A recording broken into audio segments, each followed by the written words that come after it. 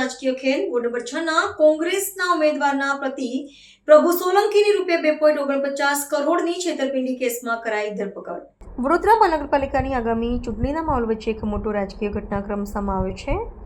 શહેરના ward number 6 માંથી કોંગ્રેસ પક્ષના ઉમેદવાર તરીકે ચૂંટણી લડી રહેલા પાર્વતીબેન સોલંકીના પતિ પ્રભુ સોલંકીની ₹2.49 કરોડની છેતરપિંડીના ગંભીર ગુનામાં ધરપકડ કરવામાં આવી છે।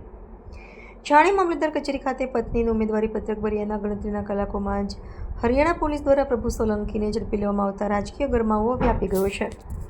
પ્રાપ્ત વિગત અનુસાર ગત 13 ફેબ્રુઆરી 2026ના રોજ હરિયાણાના ગુરુગ્રામ પોલીસ મથકની હદમાં પંચગાંવ નજીક આ છેતરપિંડીની ઘટના બની હતી। આરોપી પ્રભુ સોલંકીએ સસ્તામાં ચાંદીના 300 સિક્કા આપવાની લાલચ આપી હતી અને વિશ્વાસ કેળવવા અસલી સોનાનો સિક્કો બતાવીને કુલ ₹2.49 કરોડનો ચૂનો ચોપડ્યો હતો। આ મામલે ગુરુગ્રામ પોલીસે વડોદરા ક્રાઇમ બ્રાન્ચ અને ફતેગંજ પોલીસને સાથે રાખીને સંયુક્ત ઓપરેશન હાથ ધર્યું હતું અને નકલી સોનાના સિક્કા પધરાવવાના કૌભાંડમાં આરોપીની ધરપકડ કરી તેને હરિયાણા લઈ જવા માટે રવાના થયા હતા। પોલીસની આકસ્મિક કાર્યવાહીને પગલે કોંગ્રેસના ઉમેદવાર પાર્વતીબેન સોલંકીએ ભારે હોબાળો મચાવ્યો હતો। જોકે કાયદાકીય પ્રક્રિયા મુજબ પોલીસે કડક કાર્યવાહી કરી આરોપીનો કબજો મેળવ્યો હતો। ઉલ્લેખનીય છે કે પકડાયેલ આરોપી પ્રભુ સોલંકીનો ગુનાહિત ઇતિહાસ રહ્યો છે અને ભૂતકાળમાં પણ તેની સામે વિવિધ પોલીસ મથકોમાં છેતરપિંડીના અનેક ગુનાઓ નોંધાઈ ચૂક્યા છે। ચૂંટણી ટાણે જ બનેલી આ ઘટનાથી સ્થાનિક રાજકારણમાં ભારે ચર્ચા જાગી છે।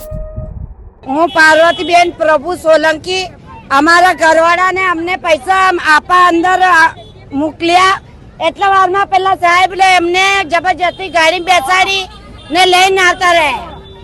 અમારા ઘરવાળાના આટલો બી ગુનો નથી, જબરજસ્તી લઈને આવ્યા છે। કેમ લઈને આવ્યા? એ કહેતા નથી, બતાવતા નથી, અંદર બેહાડી દીધા છે।